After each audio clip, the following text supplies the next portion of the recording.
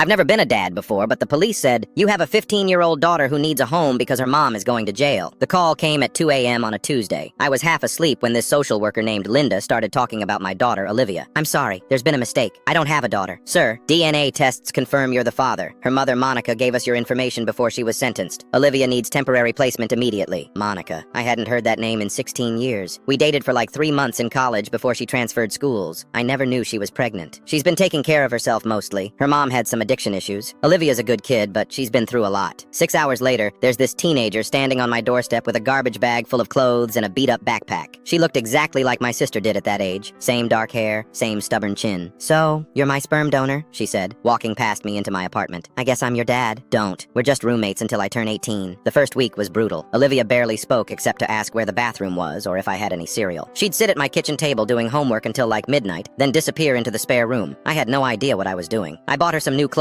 which she barely thanked me for. Made dinner every night, which she'd eat in silence. I felt like I was living with a polite stranger who hated me. The only time she showed any emotion was when I accidentally threw away this beat-up notebook she left on the counter. She completely lost it. That has all my mom's recipes in it. It's the only thing I have left of her. I drove to 3 different grocery stores at 10 p.m. until I found the exact same notebook, then spent 2 hours helping her rewrite everything from memory. That night, she actually said, thank you. Things started changing slowly. I noticed she never asked for lunch money, so I started packing her sandwiches. She never complained about my terrible cooking, so I YouTubed some actual recipes. One day I came home from work and found her crying at the kitchen table. Report cards had come out. Straight A's, but she was sobbing. What's wrong? These grades are amazing. Mom always said she was proud of my grades. Nobody cares now. I care, Olivia. These are incredible. You're so smart. She looked up at me like I just told her she could fly. Really? Are you kidding? Look at this. Advanced calculus. I can barely balance my checkbook. For the first time since she moved in, she actually smiled. The breakthrough came 2 months later. I got food poisoning and was stuck in bed for 3 days. I kept telling Olivia she could order pizza or whatever, but when I finally dragged myself to the kitchen, there was homemade soup waiting. You made this? It's my mom's recipe from the notebook. It was the best soup I'd ever tasted. And sitting there eating it together, Olivia started talking. Really talking. She told me about how her mom would disappear for days sometimes, how she'd been paying bills and buying groceries since she was 12, how she was scared the whole time that child services would split her up from her mom. I never had a normal family, she said quietly. We can figure out normal together. I never had a family either. What do you mean? I was in foster care from age 5, aged out at 18. I always wondered what it would be like to have a daughter. Olivia stared at me for a long moment. So, we're both learning. Yeah, we're both learning. That weekend, she asked if I wanted to help her with college applications. We spent the whole day at my kitchen table filling out forms and writing essays. Can I put you down as my emergency contact? She asked. Forever, I said. Last month, Olivia got accepted to State University with a full scholarship. When the letter came, she ran straight to me and hugged me for the first time. Dad, I got in. Dad. She called me Dad. I'm so proud of you, kiddo. I know this sounds weird, but I'm glad Mom made those mistakes. If she hadn't, I never would have found you.